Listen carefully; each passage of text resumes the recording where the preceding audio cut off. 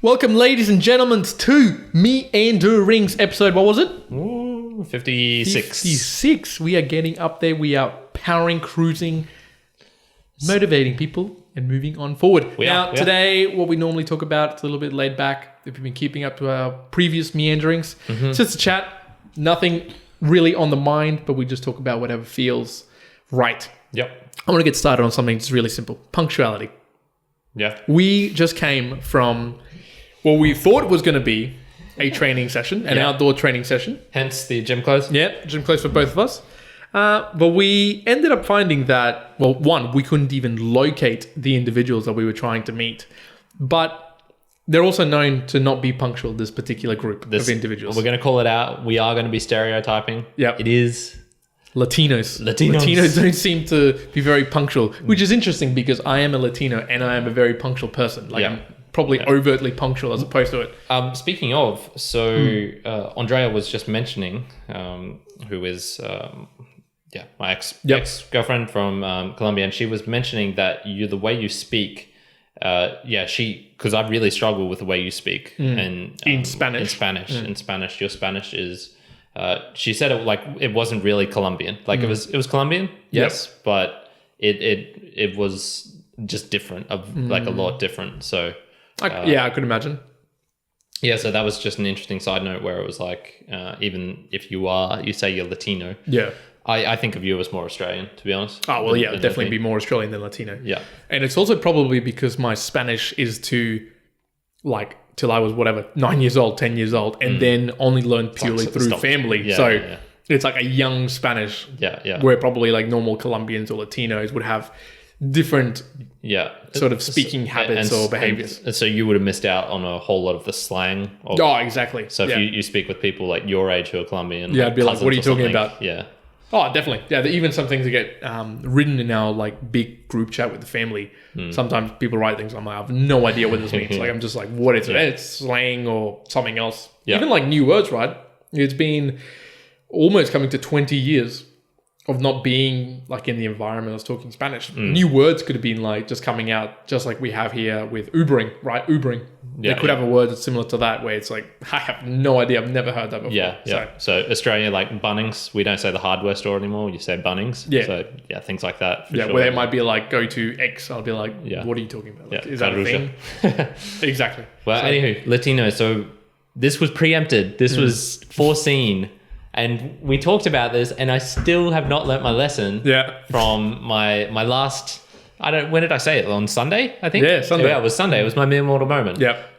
Do not let people waste your time. And I'd let it happen again, man. What the hell is going on? Well, but it was interesting today because they'd even provided this is where we're going to meet at this time. Yeah. However... So it was through a Facebook group, and I have met these people before. Yeah. So it's not a totally unknown... It's not something random. It was a different spot than where I had been meeting them previously. Yeah. But they had pretty clear instructions. This is where you go. It's underneath this bridge in front of this place. Yep. Except the map then showed something different. 3 different things encompassed in that whole thing. So the bridge was here, the point showing where it was here, and the place where they said to meet in front of was over here. So it was 3 different distinct places. It always makes me think that now it's whenever in the future, definitely, and I think I've always been doing this now, if I'm going somewhere that's like that, where I'm either meeting people and potentially going to be late or whatever it may be, I am going to be taking something with me that I can do while I pass the time. So I can do, obviously with my phone, I can do heaps of stuff. But even going to the extent of just take a book with you, and if it doesn't happen, then okay, cool, just read a book, take time, be doing something productive as opposed to just completely wasting your time. I used to leave a book in my car exactly for that reason. Nice. So if something stuff up, I should probably do that again. But yeah. So if you have not met many Latinos before, this is not a new phenomenon. Phenomenon. Yeah, I suck at that word. An enemy. I could do that one. When I was traveling, for example, each country would have their own sort of rules of what is permittable lateness, what is acceptable, and what is not. And I think the worst, if I had to say, was Argentinians. They sort of had this gap of Because Colombians and some others, they'd be consistently late, you know. It'd be like 30 minutes to 45 minutes. So if you said come around at 8, they'll be there at 8:30, 8:45. But Argentinians, it was like half an hour to 3 or 4 hours late. And it would still be acceptable. Like there would be no need for apologizing or saying I'm coming late. And yeah, that happened multiple times for me. Where you would go... Hours. I mean, it depends how much you want to like meet up with people. So I would go out and we said like, yeah, we'll meet these people. You could get absolutely like blind drunk at the bar or pub waiting for them, and then they'll come, and then it's like, oh geez, are we going to continue to drink, or just like a drunkard, just like, oh, finally you guys came, and we're about to be kicked out of the bar. Yeah. So I don't know. Yeah, no. I should have learned, man. And I didn't put into practice what I said I would. Yeah. So, anyways, we made the most of it. Go for a walk. Yeah, that was cool. Nice. So, beware of people either wasting time or people who are not punctual. If you don't already know it, be prepared. For sure. One thing I wanted to ask you as well was social media. So you've now been back on the social media wagon for 3 months, 4 months? No, more than that now. 8 months. 8 months probably. No, I'd say, look, I've never considered YouTube social media. Okay, yeah. If we do take that away. If we take that away, look, I started, and I'm going to say like when I seriously started using it. So Facebook, I started seriously using that a month ago, a month and a little bit. Instagram, probably 2 to 3 months ago. And Twitter, same with that. And I didn't really use TikTok and whatnot. So I'd say like a good 2 months is I guess how long I've had it. Seeing it because obviously you're more fresher than probably anyone listening to this, right? It's just very fresh into your mind. Do you find that it's creeped in anything where you're getting like little dopamine hits from going and checking some of the posts and things? Yeah. Okay. The push notifications, so like that little red thing. On Instagram, no, I'm pretty, that doesn't really do anything for me. Yep. But Facebook, I've noticed like if I have not likes, but like people messaging me, because that feels a bit more direct. That feels like they're putting in the time and effort to send something to me. Yeah. Even if it is just a handsome Asian man saying that he likes my photos and then I'm looking pretty good, which, you know, he's right. Angling at something a little bit different. It doesn't, you only need that. Doesn't escape the fact that he's... obviously single, shirtless in his profile pic, and so just being nice. He's just being nice. It could be. I could be an asshole. I'm one of those assholes everyone talks about on social media. No, look, it's the reason I got rid of it in the first place ages ago. Facebook in particular. So this was in 2013. Was I was lurking on it, and it wasn't providing me value. I was just stalking essentially, and there was the only benefit was from uni, which was being able to communicate with some people in my class. Yep. And then as soon as I started new work, went to Mackay, different place, didn't really know anyone. I just had no need for it then, because I had to meet, like, you know, make friends with my neighbors and the yoga class, and people at work, stuff like that.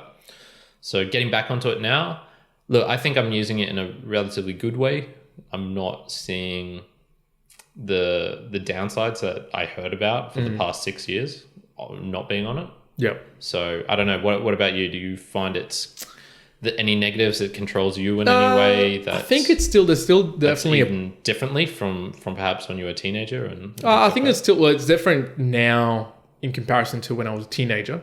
I think everyone, like, you know, many years ago, everyone would still be in the drive of like, oh, well, you got to post and get as many likes as you possibly can so people don't think that it's a terrible post. And everyone goes through that stage of, oh, well, you got to post what people like. And heaps of people still sit in that state. Yeah. But I think now I still have to pull, especially when there's comments in, say, the YouTube platform or in Instagram or others, where I almost like prioritize it quite high in comparison to things that I might be doing right then and there to sort of interact with. Okay. And when I look at it, you know, if you looked at the whole picture, I'm like, oh, well, they're not really as important for me to be doing right now.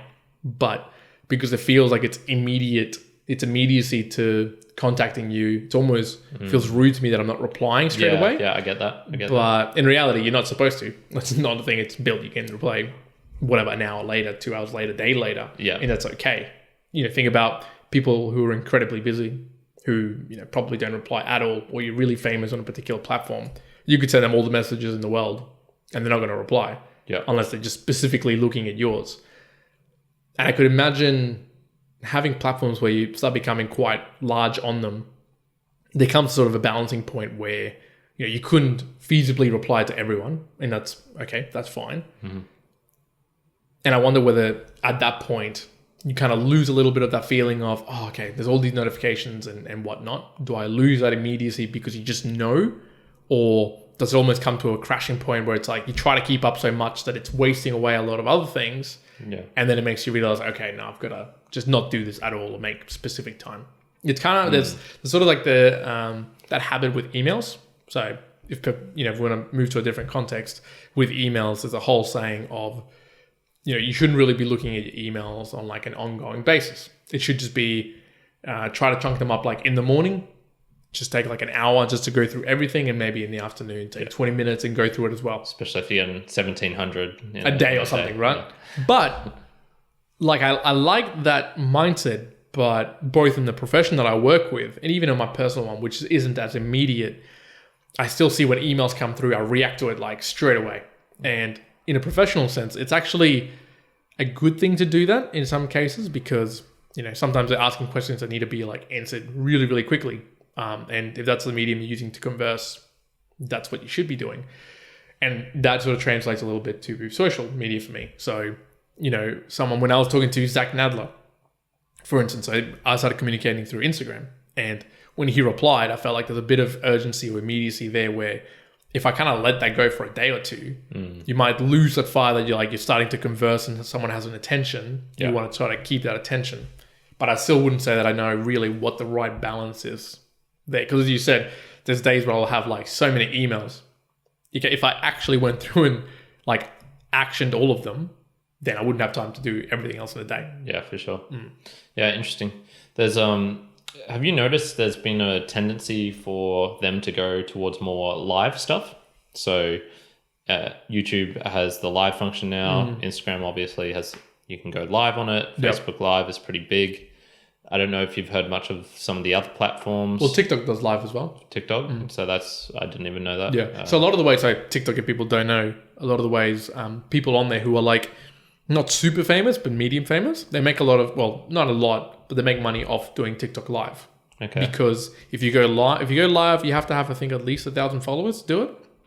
And when you do, people can give you money in the way of like tokens. They can send you like gifts. Yeah. And those gifts can translate to money. So it's not like a huge amount, but really, really big people on there can get like lots of tokens and gifts, and that translates into monetary benefits. Could only be like, whatever, $400 per live. But, if you're doing it every day, that's almost like a full-time gig right there that you could be doing. So yeah, well, YouTube has a very similar thing with, I can't remember what it's called. There's like a little token thing that you can send people, and it will take your comment to the top. Yeah, okay. Super chat? Yeah, Super Chat, I think. Nice. But there's some other websites out there particularly designed just for live videos. Twitch, for example, which is the streaming the gaming one. Streaming, And if I had to guess, I would say like the next big platform would be a live one, something where you can be live and interact in a different way than is currently offered in a lot of the other ones. Yeah. If I had to guess. Yeah, I've often thought about this because I'm like, it's interesting to see, because obviously all these tech platforms and social platforms, which almost are the basis of the new internet. Because in reality, you've got the Googles and all this. But when you think about it, where does your attention really sit? It sits on all those platforms: Facebook, Instagram, TikTok, Snapchat. Like, that's pretty much what everyone else uses. You use a browser to find other websites, but they don't really exist anymore, right? Like, how many times can people thinking about it now? How many times have you gone onto like a restaurant's website to find out some of the details? Quite often now you'll find it through Facebook. Or you'll find the contact hours on Instagram or when they're open. You almost don't even use browsers anymore for websites. It's almost like a thing of the past. Obviously, it'll take a long time for that to change. But then I thought about it. Would it be something that's like a live version?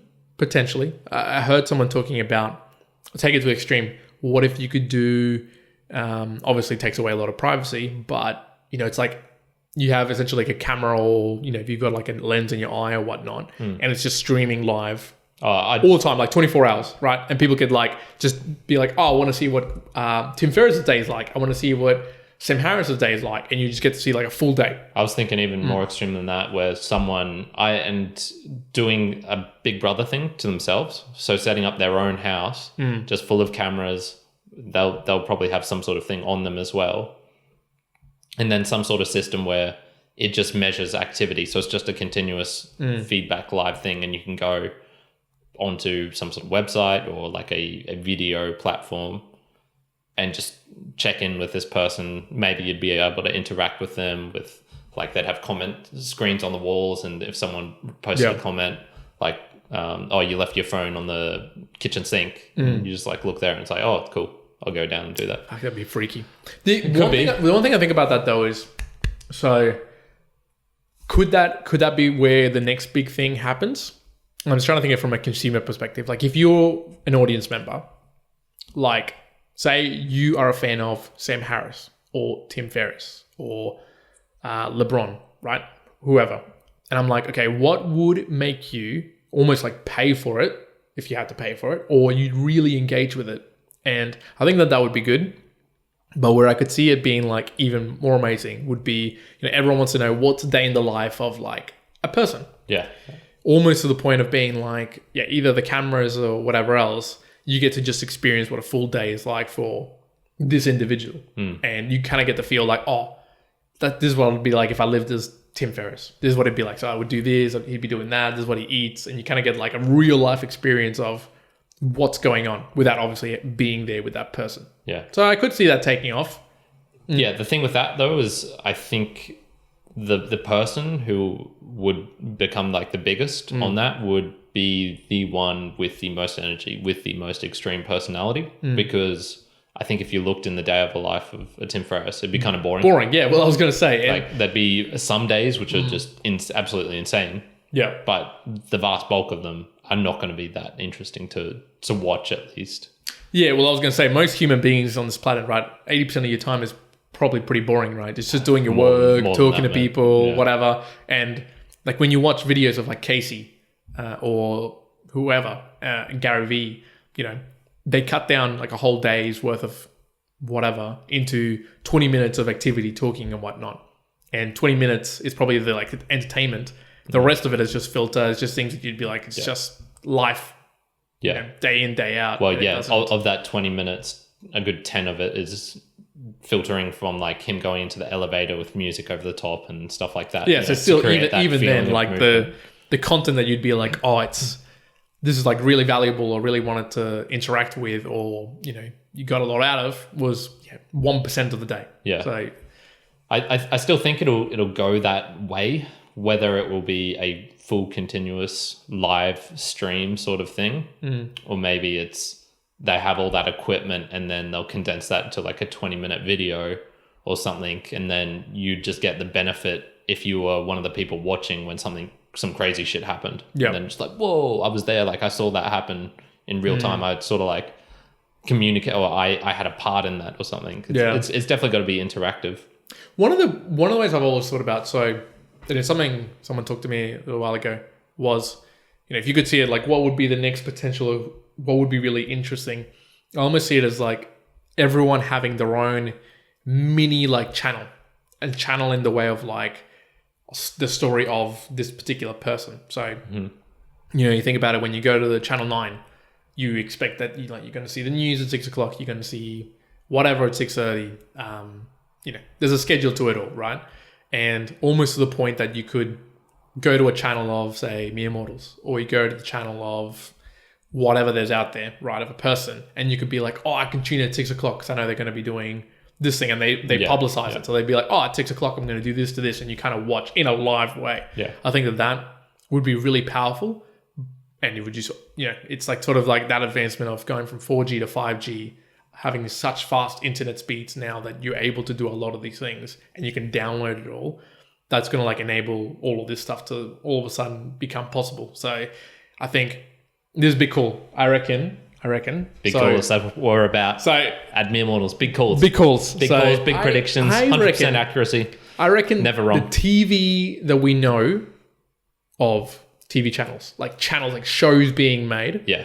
will be around for maybe another 50 years. But I think they'll go away.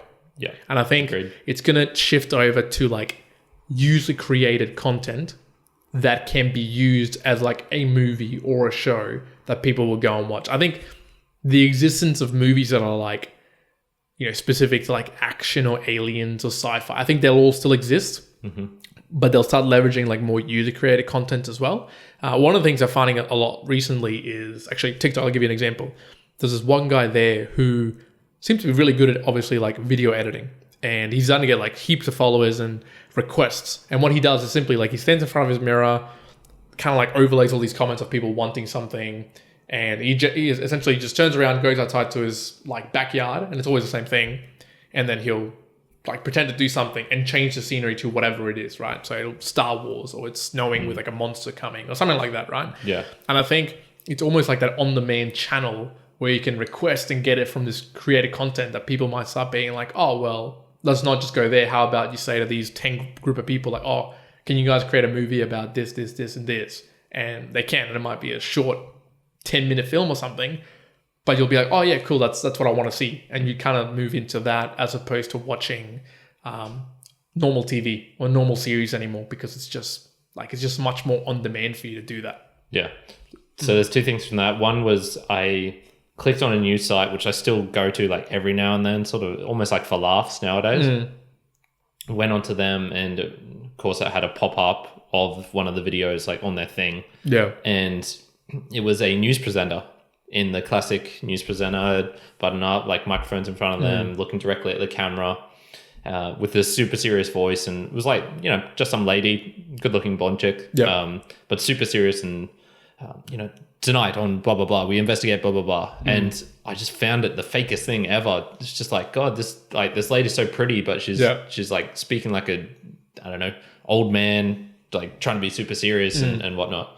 So there was something, I just found that very, very bizarre. Yeah. And I've never really thought about it like that before, like a news presenter. But that was one thing just a week ago or so where I just went, oh, that's really gross. I really dislike that. The other was, yeah, definitely when you were talking about interacting and seeing what you want to see. And I think that'll definitely become more and more common. And I think we're actually going to learn a lot more about humanity in the sense of like, what is it that we actually like when you've got the chance of paying with, let's say like $10, and I can ask someone to create like a small video for me or something that's something funny or whatnot. And that'll be, I think that'll be real interesting, because we're just going to start to see like, what is it that people are actually interested in? And it's going to be some weird stuff, I reckon. It's going to come out. Oh, definitely. You'll be like, oh man, you want me to do that? Okay. Yeah. But yeah, that's the dangerous thing that I see there, because I do see it going down that way, where it's more like micro content that you consume as opposed to like the news or movies or anything else. But I think the dangerous bit there is, think about it with news or with TV, right? There's control from individuals or groups that control that. And that can be almost, to a point, government controlled. Like, you know, you wouldn't have a Channel 9 here in Australia presenting like, this is how we kill people. Yeah. And like someone would probably be like, no, you've not met the regulations, blah, blah, blah. There's control. Boundary there, yeah. But what's to stop very micro content being created about that? And then it's the whole thing about, you know, it's the platforms that are not to blame, like a Facebook or a TikTok. They're not to blame because it's content being created by someone. It's their ownership of that creation. But that micro content's very, very hard to really be, you know, looking up. And even Facebook, right, they have incredibly strong algorithms to try and not post, like not allow things that are, you know, not meeting the guidelines, but still they let some go through. And it can become pretty dangerous, because what if people start going down the path of like, oh, well, yeah, this is a little channel that shows you how to kill people. There's a little channel that does all this crazy stuff. And it's like, oh, okay, how do we control this little micro content being created like that? Yeah. Well, that's a tough one. I think that's where you just have to rely on, because I think at the moment they rely on most of their enforcement of policy through the bots and whatnot. So it's not like if a porn video goes up on YouTube that it's someone clicking report on that Yep. that's picking it up. No, it's definitely something in like the noises or the way it's like they've figured out, okay, this is what like sort of skin color tone looks like. These are the shapes of humans, and when they're having sex, it looks like this pattern of movements. So yeah, I guess maybe in the future we're just gonna have to rely on either the bots or people clicking that report button. And I don't know, I've never clicked on the report button for anything, so no, it's definitely interesting when it comes into that. You know, what are we allowed to see? What are we not allowed to see? Like, how free are you with it? How not free you are? Yeah. So one of the things I talked about. So I spoke with Josh today, who's in the States, and he has his own podcast called Just a Guy Podcast. If you want to check that out. And yeah, one of the things I've really wanted to. We didn't particularly touch on it, but it's like that issue of freedom, and Americans say like land of the free, we're super free. But if you think about it, there's a lot of ways they're not free. So they have one of the highest jailing rates of citizens in the world. That's almost the exact opposite of freedom. Yeah. Putting people in a jail cell. And, they seem to be the ones having the real trouble with censorship and blah, blah. So, yeah, it's just interesting how things can change as well super quickly. Or seems like relatively quickly. Yep. Where... yeah, a place is one thing for a long time, and then it's just like changes really quickly. Yeah, and they're talking about freedom. I think the whole discussion about freedom can be very, well, both touchy, very, it's a very individualistic thing about what freedom means to a particular person, and then you can have such degrees to it around, like, sure, freedom to do like anything you want could be like someone's statement, but if you go down that level, it's like, okay, so should a killer be free to do whatever, or should you be allowed to do whatever you feel like on your mind when it's not really, well, it's violating like society's rules, if you want, like impose thoughts of what no one should ever do. So, very, very squirrely freedom can be as a discussion point. So. Have to do a podcast on freedom at some point. That would be a good morality as well. That'd be a big one. Oh man, that'd have to be split up into a couple of parts. Well, I think we've talked about this once in Japan, and it went for at least an hour through quiet streets about morality and free will. That was consciousness. Consciousness. Long discussions. If you want to have long discussions, go to Japan. Go to Japan and walk the quiet streets where you can't even hear the cars. Yeah. Well, they'd be quiet, even more quiet now. So if you're over there, lucky you. Speaking of, I met a Japanese girl the other day who said she'd love to have you in Tokyo. Like I said, oh yeah, I went there and my friend's going back there soon. She was like, yeah, let me know, blah, blah, blah. Ah, that's cool. So I'll try and chase her up and find friendly out people. details. Friendly people. Yeah. And that makes a big difference. If you're traveling and you can meet someone who's from that place, and I would almost say that's one of the biggest things I did wrong. I wish I'd really tried to meet more Latinos in Brisbane before I went traveling, because that would have opened up so many different doors for me. And you don't have to use the option. So they can say say, oh yeah, my family would love to have you. They can show you around.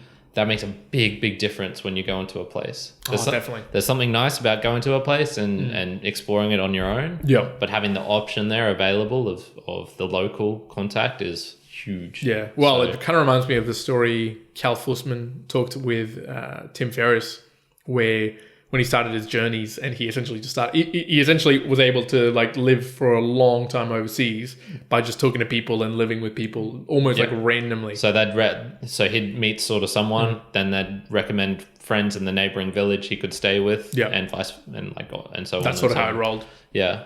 And so look, that's a bit extreme, but this is one thing I'm telling people now. Coronavirus, there's absolutely no one's traveling. There's no excuse that you can't do this. There are always people from wherever it is that you're interested in traveling in your area. Yeah. And if you seek them out and find them, like you can just message on Facebook, hey, I see you're from blah, blah, blah. I really want to go there someday. And I want to practice my Russian. Could we meet up for a coffee and, share stories, and you can tell me a little bit about Russia or Kyrgyzstan or whatever the hell. There's no excuse. And so I would recommend there's I don't recommend much to people, but there's a recommendation. This is one where Very I nice. think you should put it. Obviously, if you're trying to travel to like a remote Papua New Guinean village and there's no one here, maybe it's an exception. But maybe there is. No, I would disagree with that. You reckon there'd still be someone? Dude, one of our best friends is bloody Papua New Guinea. Yeah, but he doesn't know the remote villages.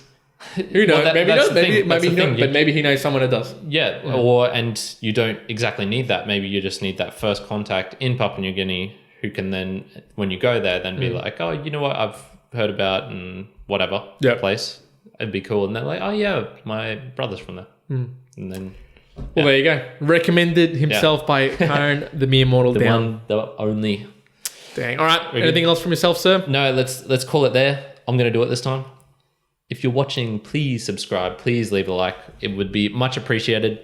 If you're listening, leave a review on iTunes. That's probably the best place, the easiest place. If you can't do it there, go to Google Podcasts. Really. Can you do it on Google Podcasts? I think you can, yeah. I'm not 100% sure, but I think you can. Yep. And that's it for today. Karen out. One out.